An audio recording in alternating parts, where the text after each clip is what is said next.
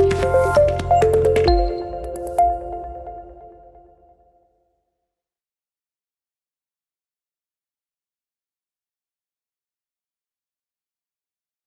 we are back again with this power-packed session wherein we'll be covering and we'll be dwelling into array of topics from A to Z, wherein today we have letter F with us, which says fraud risk management, which will be covered by none other than Mr. Yash Vartak, who is a Director Cybersecurity Partnership, APAC and Japan, Cyber Intelligence Solution at Mastercard.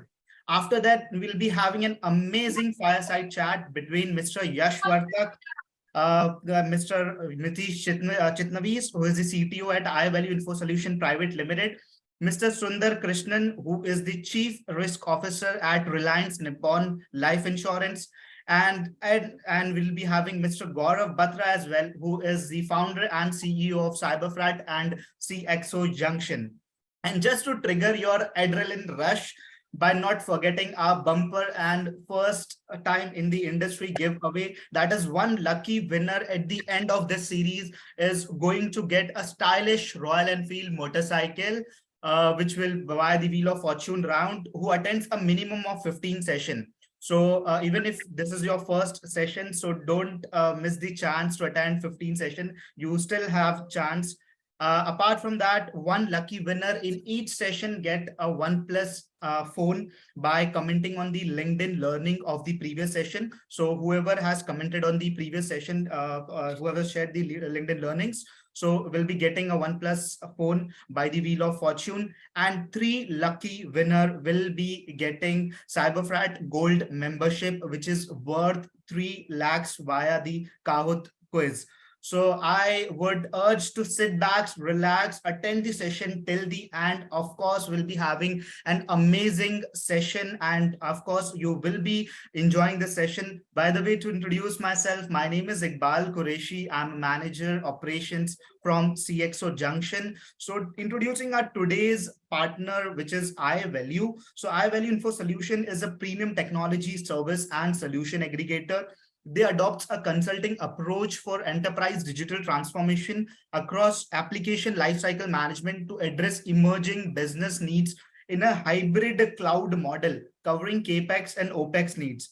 iValue is proud to have served over 6,000 plus customers across industry verticals through 900 plus partners and direct alliances with 65 plus best breed technology OEMs.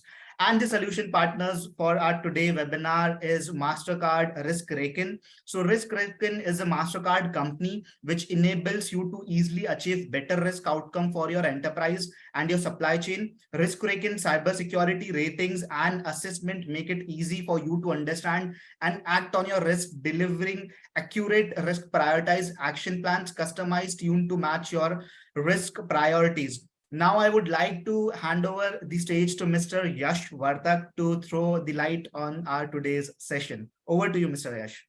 Thanks, Iqbal. Thanks for having me on the call, and a special thanks to iValue team, our partner in India, for helping sponsor this and helping to organize this call. So without further delay, let me just talk through what exactly is RiskRaken and why exactly Mastercard is in the cybersecurity business. So let me quickly share with you some of my slides. It's going to be a quick 15-20 minute session followed by a quick peek through of this peek through of the platform. And okay, are you guys able to see my screen? Yes, it's visible. Yes. Okay, so thanks a lot. So today's topic, first, let me talk a little bit more on why Mastercard, why we are in the cybersecurity business, and where exactly does Mastercard fit in the whole equation. So let me tell you a couple of things. So first of all, let me dispel one of the most prominent myths in the market that is around Mastercard. Mastercard is not a credit card company; it's a payments network. So anything as a cybersecurity professional you know about networking or security of networks does apply to our networks too. For example, like our network literally uses firewalls, routers, switches, edge technologies, encryption, VPN tunnel, like everything you pretty much know about networking. So that's what the company is all about. So let me quickly take you through RiskRecon, which is one of the acquisitions that we acquired about 2 years back, and now it's a fully integrated Mastercard cybersecurity platform. By the way, we have 8 or 9 other products in our cybersecurity space. So one thing I would like to begin here, what is RiskRecon? So if I have to put RiskRecon in 1 or 2 sentences, RiskRecon is a TPRM or third-party risk management platform. And probably the next thing that comes to your mind is why exactly third-party risk management, what is it all about, or things like those. So let me quickly run you through a common example, like the very call that we are doing on the Zoom on Zoom today is technically using a third-party product. Zoom is neither a Mastercard product nor a product that belongs to iValue, or nor does it belong to CXO Junction. So it's a third-party system that we are using for our business needs, and a lot of critical business needs. There's a good chance that you would be speaking about a lot of critical information over, or very confidential information over Zoom calls. And there is always a risk that someone might eavesdrop on that kind of conversation. Likewise, there is a good chance that you guys use some sort of like a popular web-based email system or a collaboration tool like O365 or Google email and the productivity suite, something similar. In fact, in last 10-15 years of my work, like I haven't come across a company that does host its own email solutions. They typically subscribe to one of the popular email solutions that are available online. So likewise, you also use Salesforce for your sales needs, Workday, or probably Oracle HR for your HRMS needs. So there is as the digital transformation is progressing or evolving, a lot of your systems are moving from your on-premise to cloud service providers as a SaaS platform or a PaaS platform, or maybe even IaaS. So what's happening is a lot of your critical data is moving into the hands of the third parties. So a survey that we did, like we realized more than 84% of the companies that we interacted with have their data hosted with third parties. So if you use WhatsApp for your business requirements, you are technically using a third party. So what this platform helps you do is helps you to put together and understand the risk that you inherit from these third parties, and gives you a platform to manage and eventually like mitigate or like reduce the risk you are inheriting from the third parties. So why RiskRecon and how we are different in the market? The data that we provide on the third parties is guaranteed to be 99.1% accurate. What we do, we will give you prioritization of risks as they relate to you. So how do we do it? So basically, without let me just quickly walk you into the way we handle risk, and probably I'll just do a very quick peep through of the system. So what we do is we would require a company's primary domain name and like organization name to get started. Based on this, what we would do is we would deep mine every different domain or website they have registered. Based on this information, what we would do is we would do a asset discovery by various techniques, like reverse by DNS queries, by crawling the websites, by trying to figure out where exactly their systems are hosted, whether they are hosted in Azure Cloud or AWS Cloud or Google Cloud, things like those. Once we have collected all this information, we apply thousands of signatures that we harvest from our own network to this data, and then intersect all this information with every known TI feed. And at the end of it, what you get is a RiskRecon report or RiskRecon scoring that is on the scale of 1 to 10, and a grading which corresponds to the score. The grading is on the scale of A to F, A being the best possible grade, F being the lowest possible. And same way, the lowest possible score of 0 or 1, and the highest being 10. So without further delay, let me just walk you through how does RiskRecon look like and what exactly can you find using RiskRecon. So just allow me 1 minute to get into the portal. Yes, it's visible. Thanks, Iqbal. So again, like what you see on your screen right now is a dump of RiskRecon portal. So what's happening in here is basically, if you look Yes, at here, sorry, yes, it's PPT only. It's the screen has not changed. screen has not changed. Okay, sorry. Let me just share it again. Is my screen visible now? Yes, yes. Thanks, Mitish. So if you look, what you see on your screen right now is the RiskRecon portal. So what's happening in here is we are basically monitoring 715 companies. These 715 companies have some sort of relation, some sort of like a data related relation or vendor or partner or some sort of relationship with you, and they are involved in handling your data. Could be as a vendor, could be providing you IT services, could be as your marketing agency, could be as your a partner company or a company that you collaborate with. So what we do is we monitor these companies from their external cybersecurity posture, and we would stack rank them and we would grade them on the scale of 1 to 10.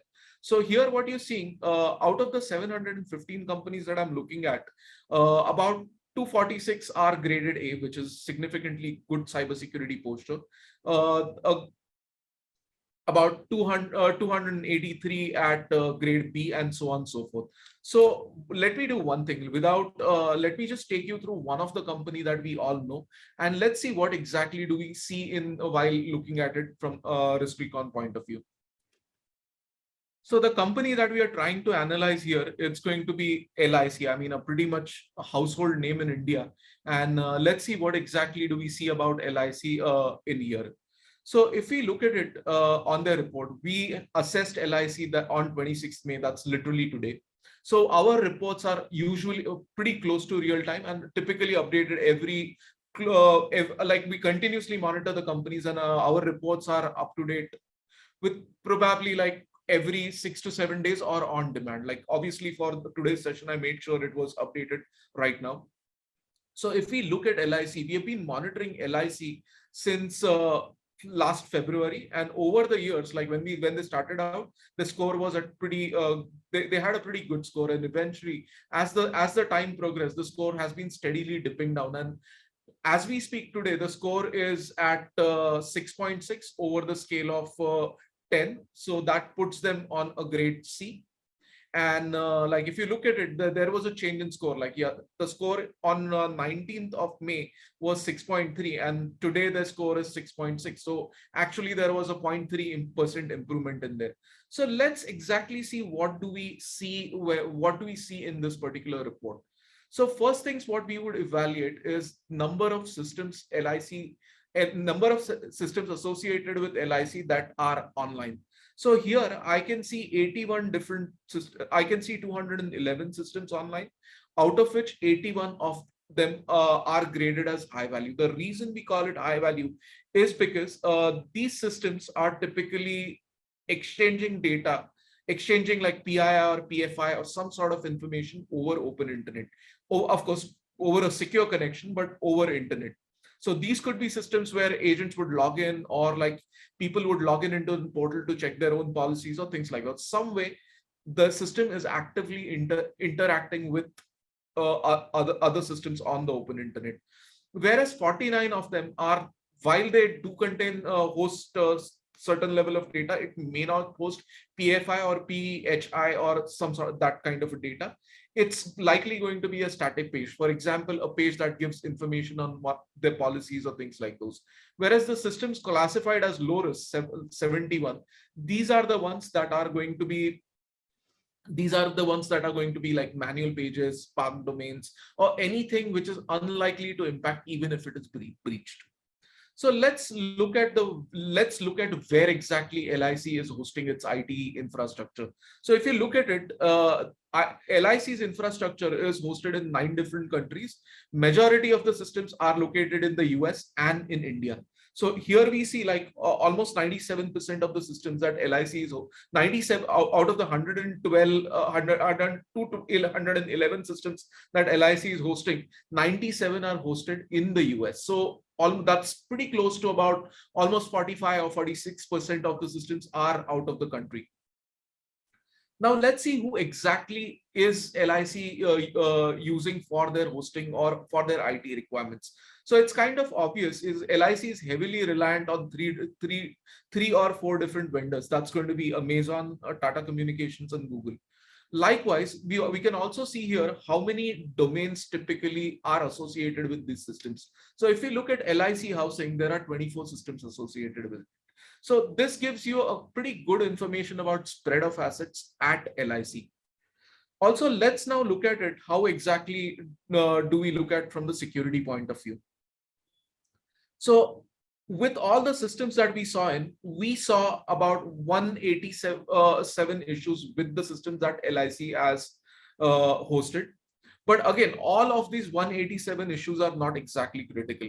What is critical here is typical. So what we have done is we have taken these 187 issues and we have put them on a risk priority matrix. So anything that's in the top right hand corner, or the red box as we call it, has a potential to cause like if exploited, has a potential to result in a data breach or major data security incident involved. So let's do one thing. Let's look at one of the systems that LIC is hosting. And let's see what exactly can we see in here. So again, this system, it's some sort of a block site and does have an instance of MySQL running. And the first time we saw it was on 14th of April this year. And the last time we saw it was literally today. So there's a good chance this is going to be a hardening issue with LIC. So looks like LIC has promoted a system to production without with like some hardening gaps, or probably something has gone wrong with the firewall policy that firewall that's protecting this system. So this is quite a bit of critical info. So similarly, we can also see like this particular FTP site. Again, like this particular FTP site is visible to open internet. And let's see what exactly we can see. Again, we can see it running MySQL, and probably like it came online on 12th of Feb this year. And again, it's like, again, there is no logical reason why this site should be visible from open internet. So these are the different kind of findings. Also, there are some low priority findings. For example, this is one. So if we look at it, if we look at one of this finding, let's see what exactly can we find in here. So they are hosting a particular website on this particular IP with an end of life PHP version. It came online literally on 28th of April this year, and last we saw it as. So it looks like in the month of April, they have released a lot of new systems. They have like literally bought a lot of systems online, and these systems have been on the open internet with adequate level of protection around there.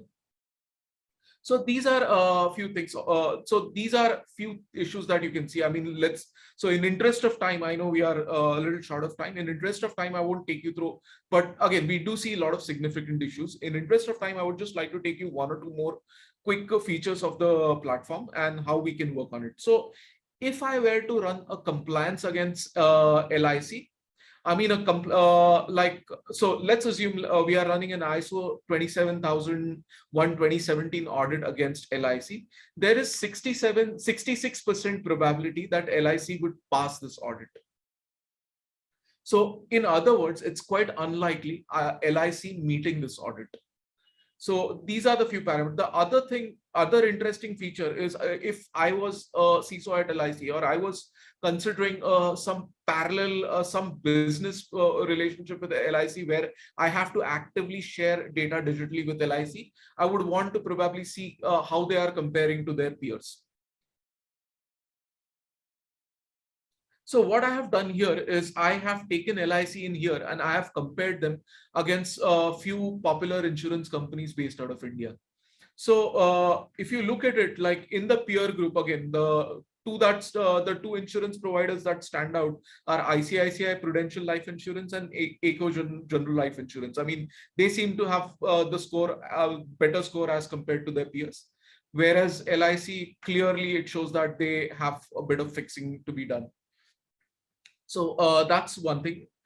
And also when we look at peer industry, the other thing we do is we benchmark a company to its peers. So if you look at it, like industry average for a large insurance company is 7.9, and that puts LIC at the 13th percentile. So what it means is if I take 100 insurance companies and compare their cybersecurity posture, probably LIC is going to be in the bottom 13% of it.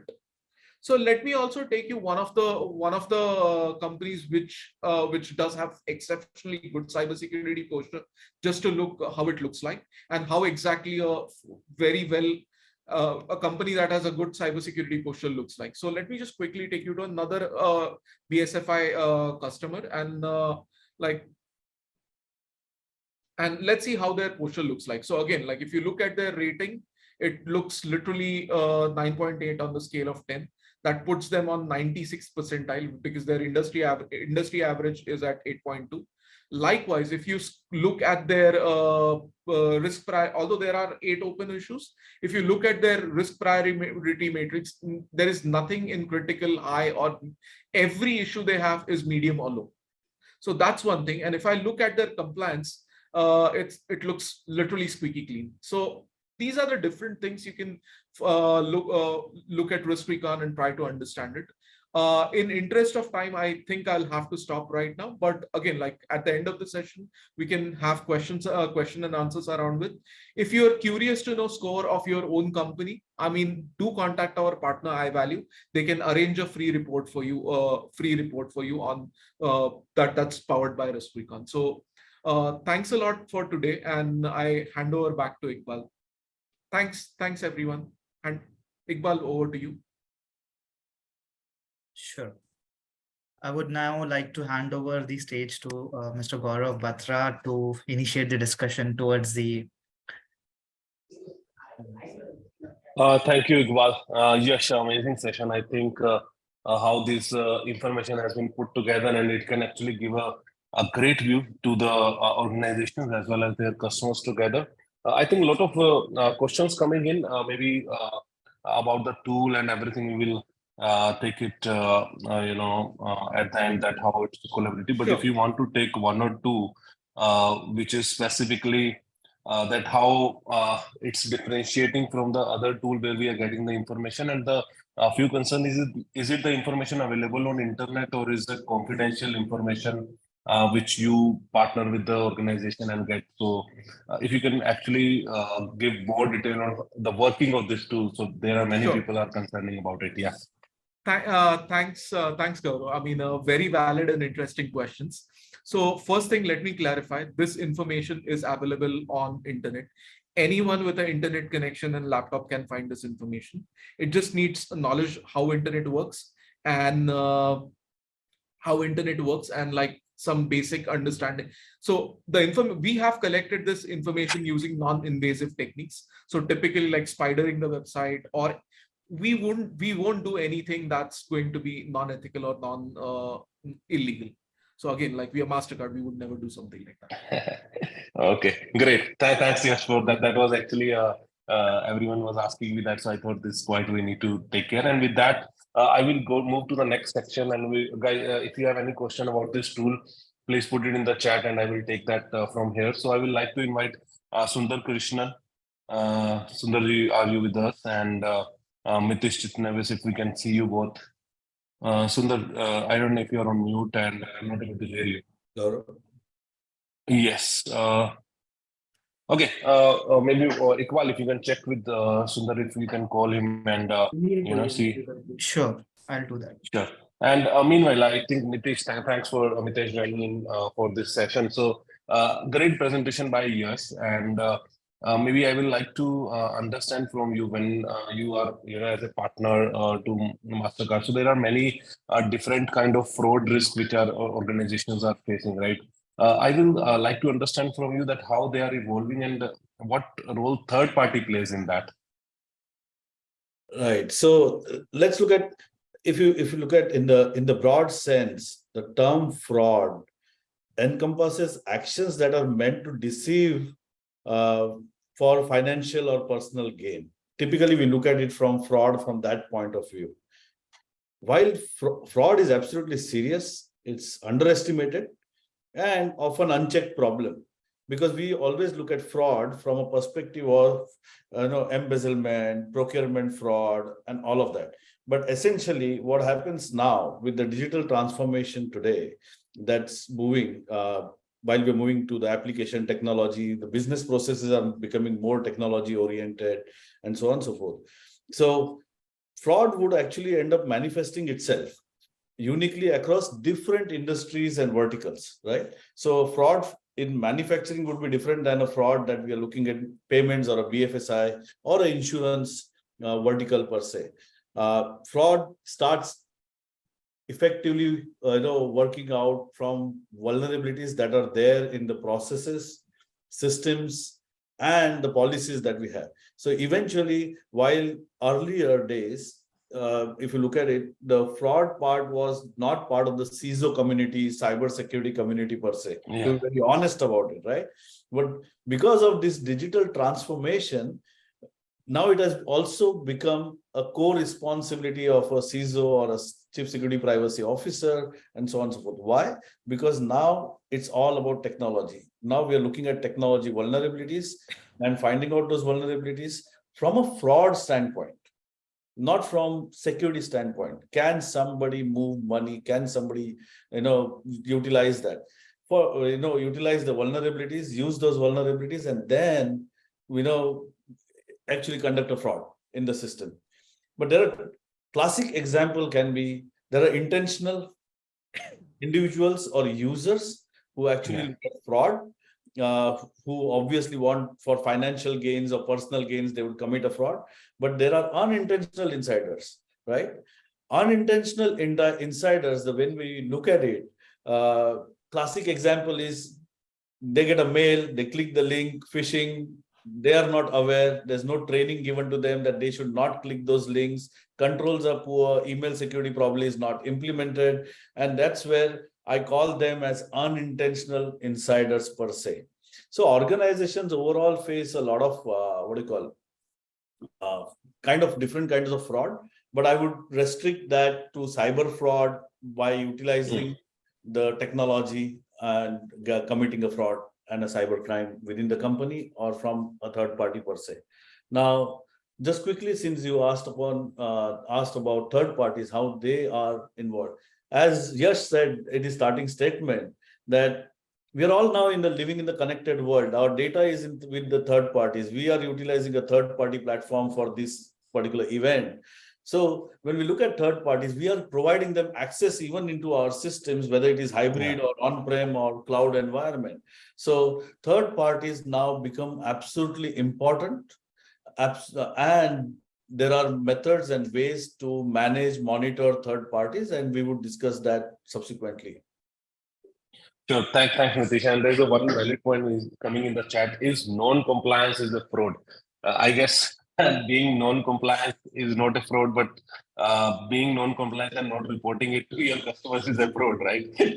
So maybe, I think with that, maybe, yes, I think on taking that point, which has been put in over there, and an amazing tool which has been put together. So from you, the idea of this tool and which, this Kraken came in, and I would like to know what are the main reason for organization to prioritize third risk management and their overall risk management strategies, and specifically indulging into the tool like Risk Recon.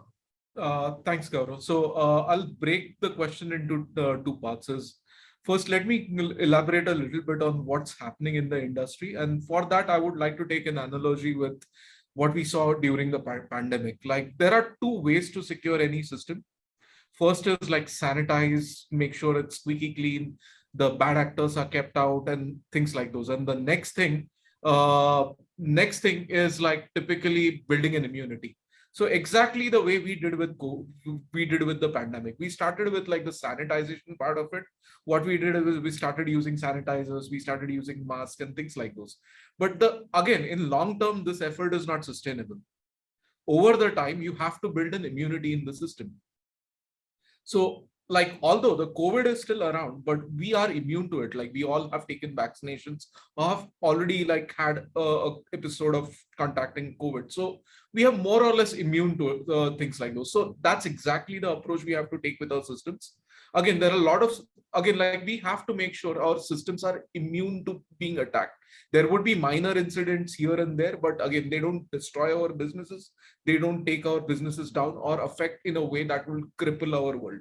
So what's happened? So that's exactly the type of work that RiskRecon is involved in.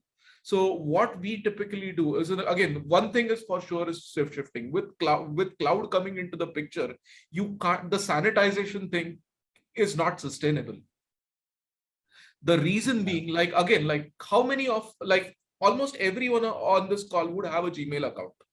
I'm almost certain about it, but how many of you know where exactly, on which server or on which hard drive your account or data is stored on, and what kind of controls are available within the Google Cloud to secure things? We kind of trust Google to do the right thing. So again, like a lot of it is moving from our hands to hands of a cloud provider. So what this tool lets you do is validate the trust in a cloud provider. And the other thing that they would let you do is when there are a few gaps identified with your service provider, it can help you raise the issue with the service provider. It does have a built-in ticketing tool as well. So that's exactly where we are going in. Amazing insights, Yash. And I think these kind of tools are really valuable for the organizations to get the right kind of visibility where they stand. And sometimes, we are not even thinking into that perspective, and these numbers say, oh, is it me? I need to fix it. Yeah. So I think that's a great insight which anyone can get from this tool. And maybe Mitish, coming back to you, for having a strong foundation on the third-party risk management. So there is a need to have a robust framework. So what do you think as a key steps involved to get that built? Right. So I think for a third-party risk assessment and management framework that we need to implement, or anyone needs to implement in the company, okay, first is identifying the data, number one, where it resides within the company, outside the company, who has access to it. Like we do in GDPR, we find first is data discovery, right? Similarly, we need to do third-party discovery, because in large organizations, there are many business units that end up working with different third parties, but accessing the technology per se. So third-party discovery, third-party list, and identifying those third parties is absolutely important. Number one. Now, second step is somewhere due diligence of those third parties have to happen. They have to be conducted. Those have to be comprehensive in terms of what are they actually gaining access to within our system as a customer, right? Number three, do they have even the insurance in place? Yeah. Right? So some of these things would come as part of the due diligence side of it. Then comes this contract negotiation. Contract negotiation should include what are the roles, responsibilities, what is the exit criteria for, because at end of the day, as all of us security folks, we look at CIA, right? So we also have to look at availability of that particular third party, because if his financial health per se is not good, or if he's providing resources to us and it's not good, and he's going to go down, we should be able to proactively assess it, have that exit clause within the within the contract, and have an exit strategy so that we have backup plans made as part of our business continuity plans, right? And then ongoing monitoring of those third parties as well. Now, the last part comes into picture is incident response. Whatever the breach is, whether it is from the third party, whether it is from internally, insider threat or whatever we look at. But incident response is going to be critical. How we are going to handle incident response when it comes to third parties. That is absolutely critical. Let's look at what has happened with SolarWinds and Kaseya and all of that. How that incident was handled, how it was communicated, and we all have seen that now. And there are many such incident response plans which we need to have in place to manage the overall framework. So framework would consist of, I would start with incident response plan, a business continuity, exit strategy within contract, ongoing monitoring of the third party, and then carrying out data discovery and third party discovery, so that we can now look at it holistically from a 360-degree view of what risk do we carry when it comes to these certain third parties which have access to the system. I think amazing insight, Mitesh, and on that framework. So we have Sunder Krishnan joining with us. So hello, sir. Good morning. Sir. Seems like you are traveling. Yeah. Okay, great. I think thanks for joining this panel and the discussion which we wanted to have with you on the real scenarios, because you have been part of the industry and have been worked with many vendors. So we would like to understand, the specifically on fraud risk management and how it can dwell with the third party risk management, and any instances or case studies which you like to share, which has significantly, have gone to disruption or breaches because third party risk is not managed properly. If you can provide your insights and thoughts on that, that will be really helpful. Yeah, I would first like to give you a business vision of the risk using analytics.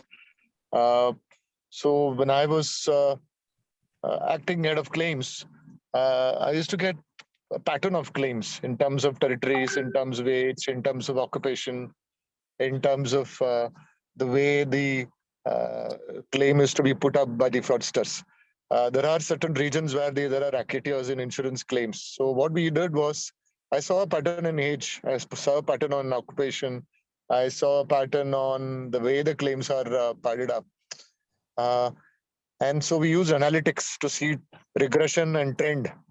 And we got lag indicators as to what is the likelihood of a claim in the event a certain pattern of the insurer is there. For instance, if the insurer says occupation is business, or the insurer says he is from a particular region, and where we have lots of claims on that region, what we would do is we would investigate the background, and we're allowed 3 years to do that under Section 45. So within 3 years, we investigate, or immediately we investigate when we get a pattern. And so I used to spend about, say, additional 45-60 lakhs, but save around 40 crores of likely claim. So this was very good in, way back in 2012, and then it increased. We use SAS engine, regression E-miner, to predict claims.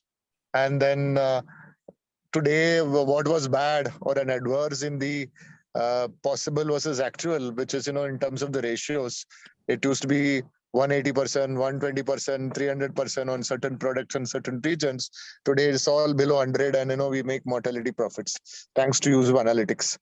So, that's one example of the business account. Coming back to your question on vendor risk management, yes, even that is very important. We actually do a cybersecurity review of all vendors who are connected. And this is done both in-house and third party, who give reports, and then we try and ensure those vulnerabilities are fixed. I had a very interesting incident. It's not a cyber security breach per se, but an attempt of an employee of a vendor we were actually purchasing laptops in bulk because, the large scale of employees. And so he had put a lower rate than what was permitted by that vendor. And so we bought lots of laptops, we placed orders, and finally the vendor realized there is a big fraud afoot, in the sense that here was an employee who was not good to the company, in the sense that he didn't get whatever bonus he was expecting, and he put the organization in trouble. The organization came running to me saying, Sunder, this can't be the rate that we will give you. No doubt you placed a lot of orders and we've acknowledged that. So kind of negotiation took a 50-50 cut. Only vendor was okay. with the revised rate, although it may not be very profitable to them, and neither, of course, it's a cost escalation for us. So you do get problems such as this, and certain vendors will not come onto the board quickly in terms of adjusting their firewall, DMZ settings, in terms of coming into the organizational parameters that we have. So it takes time to advise them, gauge them, educate them, and ensure that they understand what we are trying to speak, and then they come on board. So it requires a lot of follow up on the risk management. Hello. Okay. Sure. Yeah. Sorry, Sunder, someone got unmuted. Yeah. Okay. Thank you. And I think that's a great risk you have put it in together, Sundar, and Mitish has also put a lot of things. So yes, to looking into this sort of risks, if I talk about, how you think the organization can effectively assess and evaluate these risks associated with the third-party vendors or partners? Sorry, the question is to Mitish, right? Yeah. No, go ahead. Go ahead. Just to Yash. So I was saying, so Mitish has given some risks, and Sunder has also given some risks, like technically and things. So I just want to know that how we can actually assess or evaluate these risks from the third-party vendors or partners. A couple of things. I mean, risk is always contextual. I mean, a thing that's risky to you may not be risky to me. So just to give you, like, like in my previous life, I've worked on cybersecurity of healthcare quite a lot. I mean, for example, like eating sugar or eating a lot of sweet things is risky to a person who already has a diabetes, but it's not risky to someone who doesn't have it. So risk is contextual. Like, let's take an example of like the same vendor that we took about, the LIC. I mean, if I don't have, only thing I do with LIC is probably just look at their plans and not buy anything. The risk is non-evident for me. So the risk is context-based. Why third parties, and why, again, like the number of breaches that, again, if we look at the breaches over the last 5 or 7 years, 6 or 7 years back, 1 in 10 breach was involved a third party. Today, 1 in 3 breaches involved a third party. So all the breaches that we, Kaseya, the one Mitish mentioned, another one, SolarWinds, all these breaches have touched a third party in some way or other. So that's exactly the reason. So there are 2 or 3 things you need to evaluate in here. Your relationship with the third party, what exactly are you doing with it? So for example, if you're just like using one particular system that's third party is hosting and you're not working with any of the related, what you can do is you can flag that risk as a non-relevant, or like, although it's an existing risk, but we don't interact with that particular system. So you can like kind of mark it as like a non-relevant or something like that. So 2 things here, summary of it, like what kind of interaction you have with third party, what kind of data that you host with third party, and what do you do about it? Okay, sure. And what you do about it is a good question. And Sundar, I would like to know from you the best practices for ongoing monitoring and management of third-party risk, and how can an organization ensure continuous compliance? I think very, very relevant question, because the risk assessments that we perform annually on and also periodically on vendors suggest that there are risks afoot, especially on standards, especially standards of compliance. They might be even ISO certified, but they may not be tight on many controls. So we'll have to continuously follow up and ensure that they implement the controls you recommend, and also ensure that the standards are up to date. So this requires a lot of guidance, also dealing with vendor, and ensuring the required configurations are put up. Other than security configuration, there is also behavioral issues in terms of monitoring, in terms of audits, in terms of reviews that they perform. So risk assessment, risk review, and audit, all the 3 are very important, and monitoring. All the 4 are very, very important when it comes to vendors. How do the employees of the vendors behave culturally? Are they risk sensitive? I've had issues on the logging on the vendor side, whether how is data taken out. Supposing you have a call center and there is a lot of requirement of physical strictness. My supervisor needs to be there and ensure that he or she performs checks and gives reports. Now, there could be audit issues saying that you don't have excellent monitoring on the call center of the vendor, then there could be data leakage there. Because in the insurance world, the data is of high sensitivity and leakages also. So we have to ensure that wherever there is a possibility of leakage through the vendor, either from the vendor side or configured or connected sites, the interface devices, we need to be very strict there. So data leakage is something you quite strict with.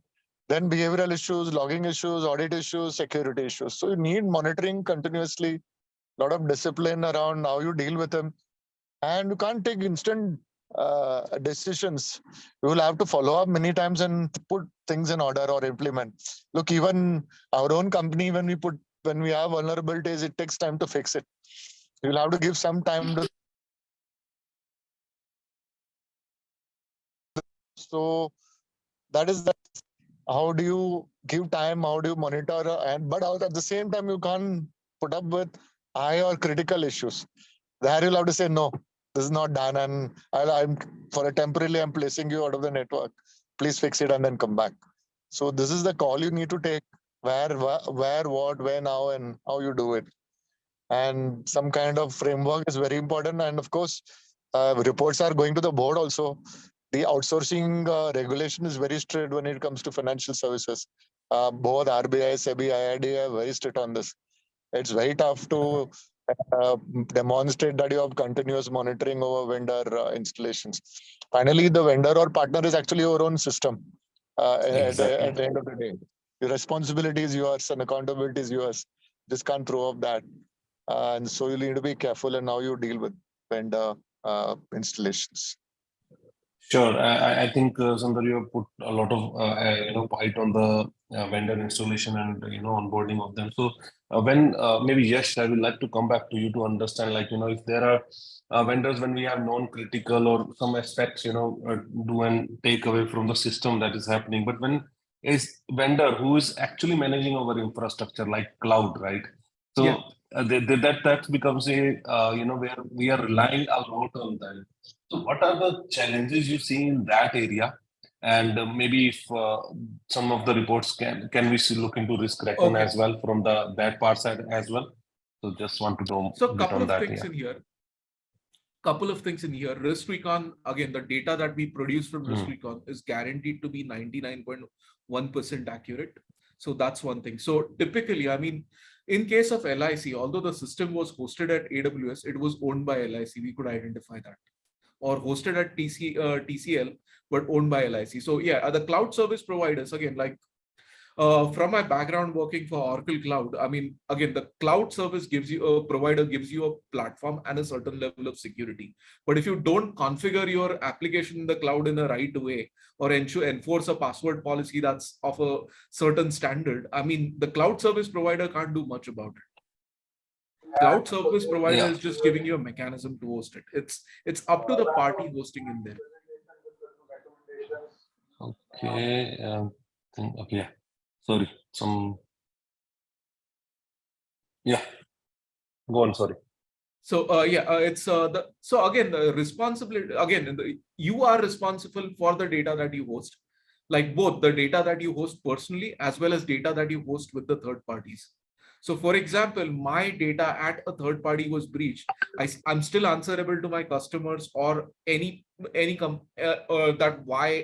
whether I've taken all the precautions with this third party or not. So again, it's your data. A breach of that data, whether it's at your site or third party site, is going to impact you. It's in some cases, it can even likely take you out of the business altogether. Exactly. And that happens. And considering the time, so I have a last question for you, Mitish, and then maybe audience, I will love you to put your questions in the chat box before we start asking you the questions, right? So maybe Mitish, you are in the business of strategic partnership with many customers, right? So my straightforward thing to you is, how can organizations strike a balance between reaping the benefit of strategic partnership and effective mitigating third-party risk?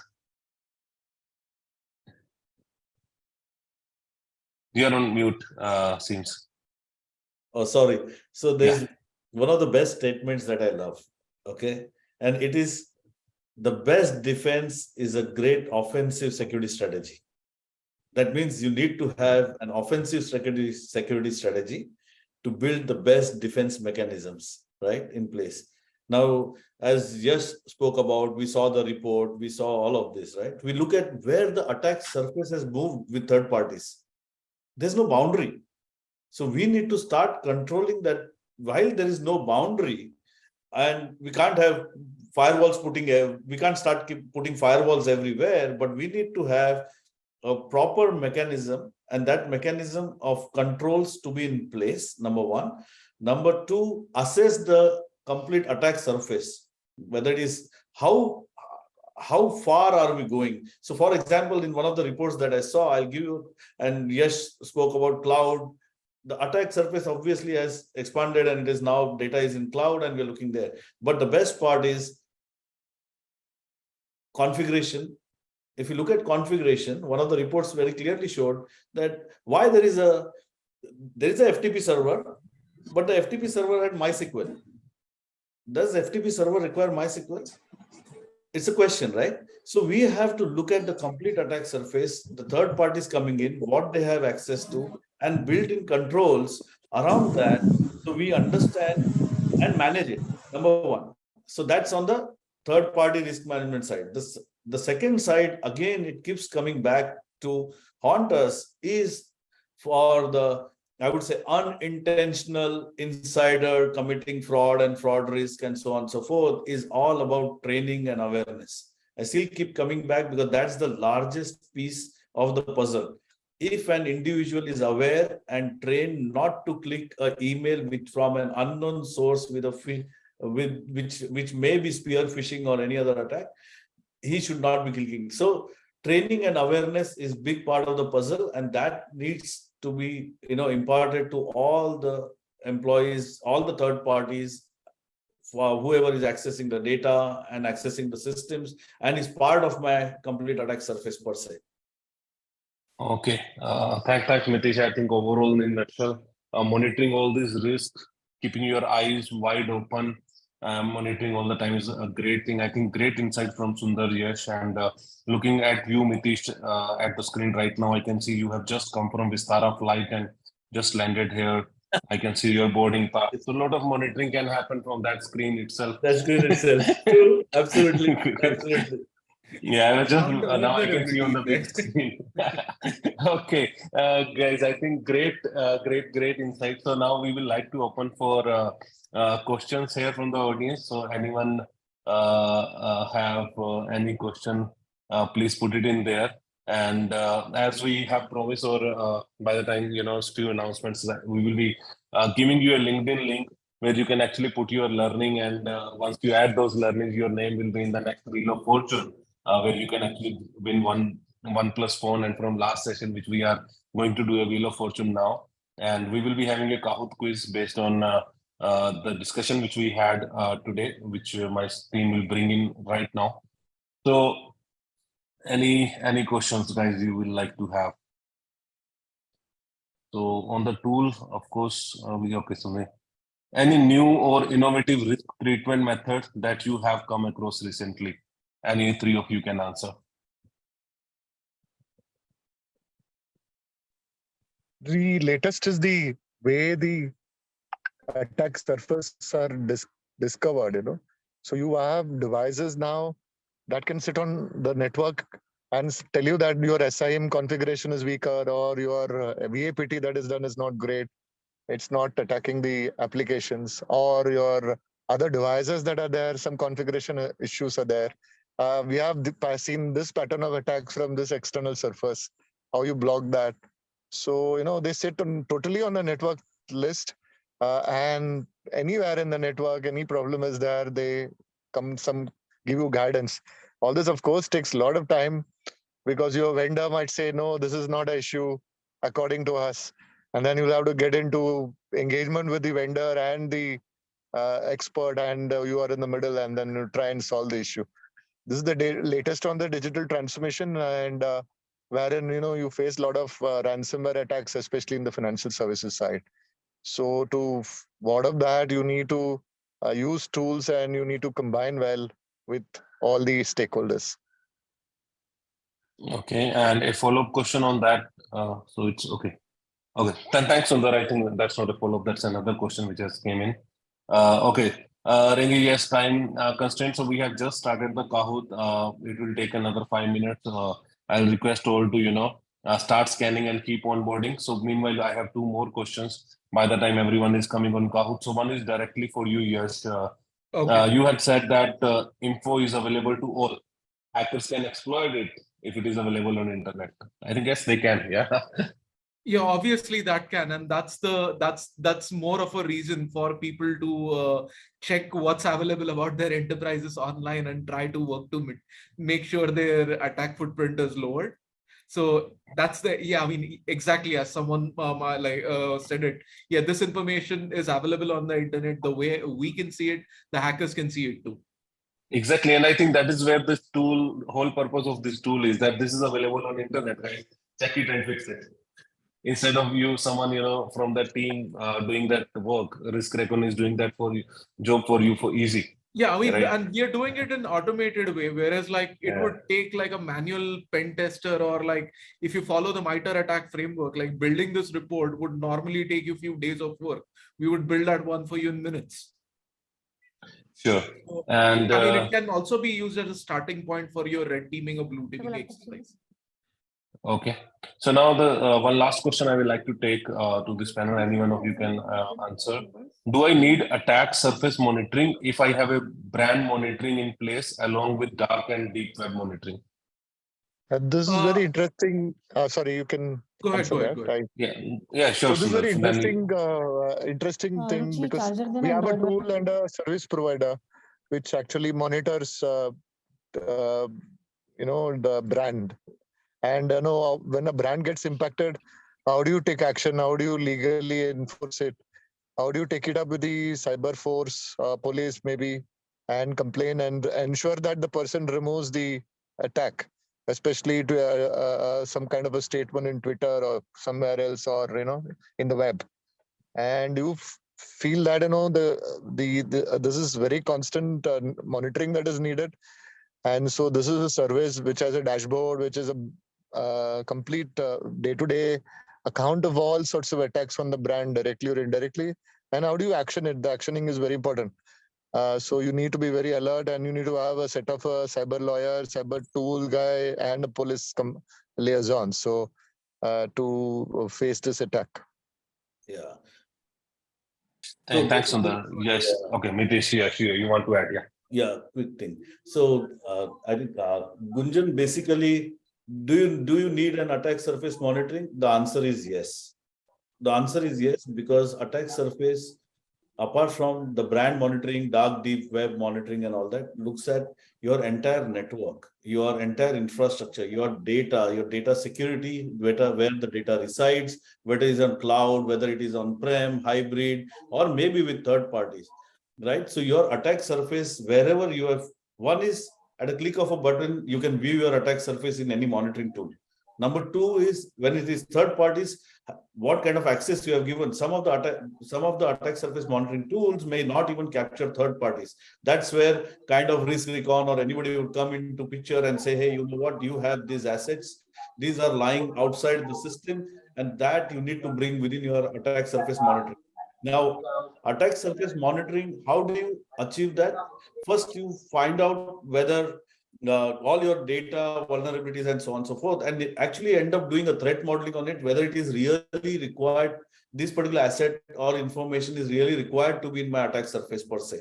So both are two different things. Brand monitoring, dark deep web monitoring is a different process altogether, different tools, while attack surface is completely different. So you will need attack surface monitoring as well. Monitoring management, first is identifying, managing, and then monitoring. So you will need all the three components for attack surface. Sure. Thank you, Mitesh. Yes, Sunder, it was really great interacting with you. And I think with the constraint on time, I'll forward these questions to iValue team, and then If required, Yash and Mitish, you can revert back on them. Sundarji, thank you for joining us this morning. I'll see you all in 15 days time, next session, which will be on letter G. It will be E, right? No, G, right? E is done.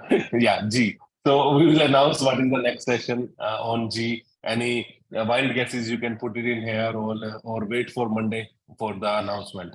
Thank you. Wonderful talking to you all. And thank you everyone for joining. Thank you. Thank you. very Okay, much. thank you, everyone. Thank you. Okay, so I'm just guys putting the LinkedIn link again. Make sure you are commenting, and I'll see you in the next Wheel of Fortune. Bye-bye.